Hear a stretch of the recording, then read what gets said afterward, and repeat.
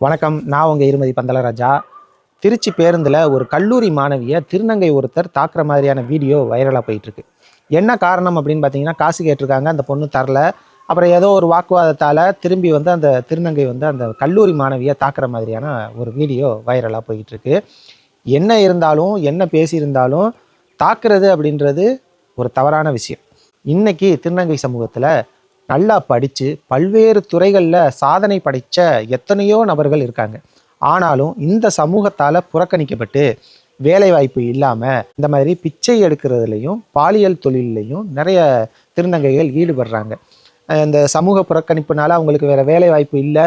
சரி, இதில் அவங்க ஈடுபடுறத நம்மளால் தடுக்கவும் முடியாது. இதை நான் வந்து பெருசாக தவறும் சொல்லவும் முடியாது. ஆனால் எந்த இடத்துல நம்ம முரண்படுறோம் அப்படின்னு பார்த்திங்கன்னா, பணம் கேட்குறன்ற பேரில் வழிப்பறிகளும் ரவுடிசமும் அராஜகமும் இவங்க பண்ணுறதை தான் நம்ம ஒரு சில இடங்களில் ஒரு சில பேர், அதாவது எல்லாரையும் நம்ம ஒட்டுமொத்தமாக சொல்ல முடியாது, ஒரு சில இடங்களில் ஒரு சில பேர் இந்த மாதிரியான மோசமான செயல்களில் ஈடுபடுறது, ரோட்டில் நடக்கிறவங்கள வாண்டட இந்த பாலியல் தொழிலுக்கு கூப்பிடுறது, இந்த மாதிரியான நபர்களால் ஒட்டுமொத்த திருநங்கை சமூகத்தையும் இவங்கெல்லாம் இப்படித்தான் அப்படின்ட்டு பேசிட்டு போகிற ஒரு சூழ்நிலை வருது. இது யாருனால வருது? இந்த மாதிரி ஒரு சில பேர் பண்ணுறதுனால ஒட்டுமொத்தமாக எல்லாரும் இப்படித்தான் அப்படின்ற மாதிரி பண்ணிடுறாங்க. இன்றைக்கி நம்ம தமிழ்நாட்டில் பேருந்துகளில் போகும்போது திருநங்கை ஒருத்தர் ஏறினார்னா 10 ரூபாயை கையில் எடுத்து வச்சுக்கணும். சில்லற 1 ரூபா 2 ரூபாலாம் கொடுத்தா வாங்க மாட்டாங்க. 10 ரூபா கொடுக்கணும், இல்லை 5 ரூபா கொடுக்கணும். அப்போ தான் வாங்குவாங்க. இல்லைன்னா அந்த இடத்த விட்டு நகரவே மாட்டாங்க. ஒரு சில பேர் இருக்காங்க, இல்லைம்மா இல்லைக்கா அப்படின்னு சொன்னோம்னா சரிப்பா அப்படின்னு சொல்லிட்டு போயிடுவாங்க. ஆனால் ஒரு சில பேர், நான் சொல்கிறது இது எல்லாமே ஒரு சில பேர், இந்த ஒரு சில பேர் என்ன பண்ணுறாங்கன்னா, அந்த 10 ரூபாயை வாங்காமல் அந்த இடத்த விட்டு நகர்றதே கிடையாது. மிரட்டி வாங்குறது, இல்லைன்னா சாபம் கொடுத்துருவேன் அப்படின்னு சொல்லி, அந்த நாங்கள் சாபம் கொடுத்தா நடக்கும் அப்படின்னு சொல்லி அதை ஒரு ஆயுதமாக பயன்படுத்தி வாங்குறது. நம்ம மாநிலம் பரவாயில்ல, வட மாநிலங்களில் இதை விட ரொம்ப மோசம். 10 ரூபா கொடுத்தே ஆகணும், இல்லைன்னா அடித்து பிடுங்குற ஒரு நிலைமை, இல்லைன்னா ஆடைகளை அவிழ்த்து காமிச்சு நம்மளை அசிங்கப்படுத்தி எப்படியாவது அந்த 10 ரூபாயை வாங்கிட்டு போயிடுவாங்க.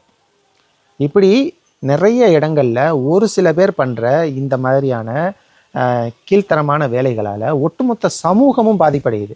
அப்போ இதை தடுக்க வேண்டியது யாரோட கடமை அப்படின்னு பார்த்தா, திருநங்கை உங்களோட கடமை தான். ஏன்னா ஒரு சில பேர் பண்ணுற ஒரு சில தவறால் ஒட்டுமொத்தமாக இந்த இவங்க இப்படித்தான்ப்பா, காசு கொடுத்தா போக மாட்டாங்க, அடிப்பாங்க, சண்டை போடுவாங்க, அசிங்கமாக பண்ணுவாங்க, பாலியல் தொழிலுக்கு கூப்பிடுவாங்க அப்படின்னு ஒட்டுமொத்தமாக ஒரு சமூகத்து மேலே ஒரு முத்திரையை குத்திடுறாங்க.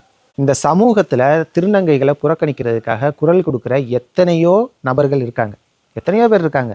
இவங்களுக்கு வந்து சமூகத்தில் ஒரு அங்கீகாரம் இருக்கணும், இவங்களுக்கு வந்து வேலை வாய்ப்பு கொடுக்கணும், இவங்களுக்கு இடஒதுக்கீடு கொடுக்கணும் அப்படின்னு பேசுகிற எத்தனையோ நபர்கள் இருக்காங்க. ஆனாலும் ஒரு சில பேர் பண்ணுற இந்த ஒரு சில ஈன வேலைகளை கண்டிக்கிறதுக்கு ஆள் இல்லை. கேட்டால் அவங்க பாவம்பா, அவங்களுக்கு வேலை வாய்ப்பு இல்லை, புறக்கணிக்கப்படுறாங்க இந்த சமூகத்தால், அவங்க என்ன பண்ணுவாங்க அப்படின்னு சொல்லுவாங்க. வேலை வாய்ப்பு இல்லை, புறக்கணிக்கிறாங்க, எல்லாம் ஓகே. ஒருத்தர் பணம் இல்லை அப்படின்னு சொன்னதுக்கப்புறமா அடித்து பிடுங்கிறது அப்படின்றது பரிதாபப்படுற ஒரு நிலைமையில் வராது. இது வழிப்பறி. இது கண்டிப்பாக கண்டிக்கக்கூடிய ஒரு செயல் அப்படின்னு தான் நான் பார்க்குறேன். இது எல்லாரையும் நான் சொல்லலை, இந்த மாதிரி செயல்களில் ஈடுபடுற திருநங்கைகளுக்கு மட்டும்தான் இந்த வீடியோ. இதை பற்றின உங்கள் கருத்து என்ன அப்படின்றதையும் மறக்காமல் கமெண்ட் பண்ணுங்கள். நன்றி.